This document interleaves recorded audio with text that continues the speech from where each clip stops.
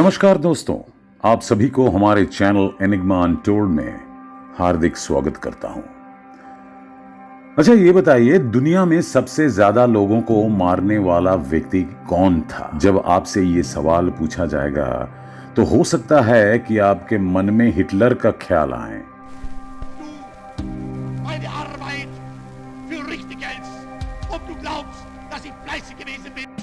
जिसने हॉलोकॉस्ट में लाखों जूस को मरवा दिया था। या फिर आपके मन में सोवियत रशिया के डिक्टेटर जोसेफ स्टालिन का ख्याल आएगा, जिसके सर पर भी लाखों लोगों की हत्या का जिम्मा है। लेकिन दुनिया में सबसे ज्यादा इंसान को मारने वाला व्यक्ति का नाम ना तो हिटलर है ना ही स्टालिन। वो था चाइना का क्रूर नेता माओ जेडोंग। इतिहासकार फ्रैंक डिकोटा के अनुसार 1958 में ग्रेट लीप फॉरवर्ड के दौरान माओ ने एक अभियान शुरू किया, जिसका मकसद था चाइना के इकोनॉमी को तेजी से बढ़ाना। लेकिन इस अभियान का नतीजा इसका ठीक उलट हुआ।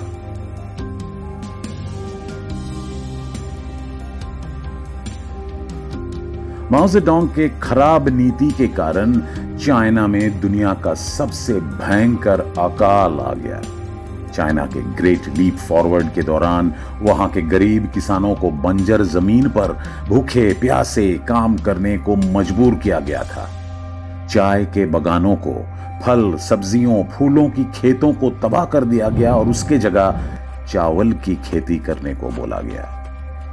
लेकिन माओ जेडोंग के बेहद घटिया योजना के कारण यह प्रोजेक्ट भी बुरी तरह से फेल हो गया। अकाल के कारण चाइना के गांव में लगभग आधा से ज्यादा आबादी खत्म हो गई। 14 से 20 साल के बच्चों को जमा करके गैंग्स ऑफ रेड गार्ड का गठन किया गया, जिसका काम था माओ जेडोंग के विरोध करने वालों को सजा देना। शिक्षक, इतिहासकार, स्कॉलर्स के साथ बेहद बुरा बर्ताव किया गया। ऐसे हजारों की हत्या कर दी गई।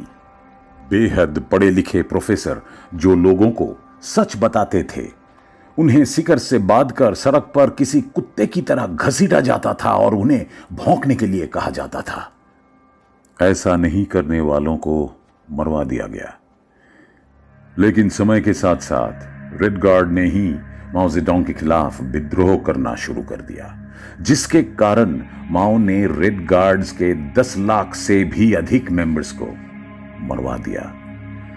चाइना में 1000 से ज्यादा बंधुआ मजदूरों का कैंप चल रहा था और हर एक कैंप में लाखों की संख्या में मजदूर रहते थे। मजदूरों को बेहद कम खाना दिया जाता था और उनसे दिन में लगभग 14 से 20 घंटे तक लगातार काम करवाया जाता था। चाइना में हुए इस क्रूर नरसंहार के खबर को पूरी तरह से दबाने की कोशिश की गई, ताकि बाहरी दुनिया को इसके बारे में पता न चले, और काफी हद तक इसमें ये सफल भी रहे थे। माओ जेडोंग के इस क्रूरता के बारे में क्या आपको पता था? कमेंट में जरूर लिखिए। तो चलिए वीडियो में आगे बढ़ते हैं। माओ जेडोंग के इतना क्रूर शासनकाल के बावजूद आज भी उसकी party, communist party of China, वहां की सत्ता में है। उसे वहां का सबसे लोकप्रिय नेता कहा जाता है। उसके श्राइन को आज भी हर रोज हजारों लोग देखने आते हैं। यह अलग बात है कि ऐसा डर से करते हैं, लेकिन क्या आज चाइना में सब ठीक है? क्या वहां सब कुछ बदल गया है? तो इसके सीधे से जवाब है नहीं। भले ही चाइना में इंफ्रास्ट्रक्चर और अन्य कामों में काफी प्रगति हो रहे हैं, लेकिन वहां के लोग आज भी बंधुआ मजदूरों से कम नहीं है। वहां के लोगों को कुछ भी आजादी से बोलने की इजाजत नहीं है। वहां सिर्फ एक ही न्यूज चैनल है जिसे पूर्ण रूप से सरकार कंट्रोल करती है।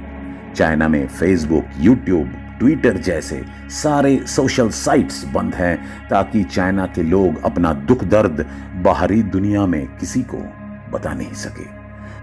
कोई अगर सरकार के नीतियों के खिलाफ बोलता भी है तो उसे तुरंत ही दबाया दिया जाता है।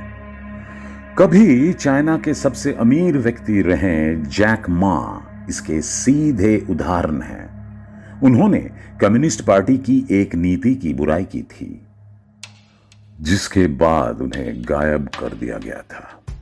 जैक मा कभी एशिया के सबसे आमिर शख्स थे। आज जैक मा की नेटवर्क बेहद कम हो गई है।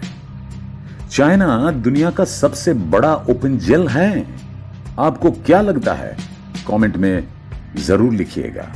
इस तरह की इंफॉर्मेटिव और इंटरेस्टिंग वीडियो के लिए हमारे चैनल एनिग्मा अनटोल्ड को जरूर लाइक, शेयर और सब्सक्राइब कीजिए। धन्यवाद।